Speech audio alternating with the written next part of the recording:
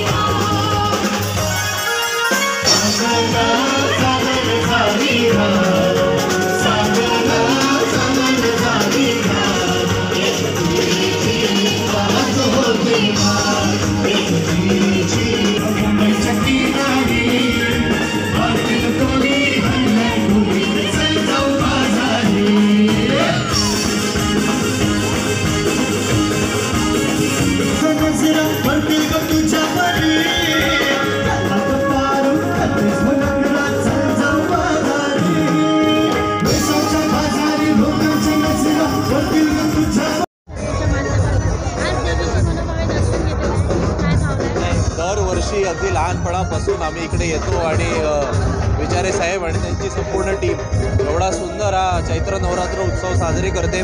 देवीचे दरवर्षी आम्ही दर्शन घेतो आणि आनंदाची बाब आहे की प्रत्येक वर्षी हा उत्सव हा सोहळा हा मोठा होतो आहे.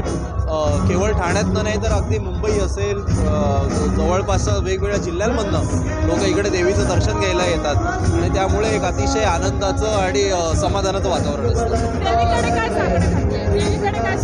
नसतं. पण आता काय थोड्या दिवसांमध्ये निवडणुका येणार आहेत, त्यामुळे आपला देश हा हुकुमशाही मुक्त व्हावा अशी देवीकडे सगळ्या भारतवासियांच्या वतीने घातले.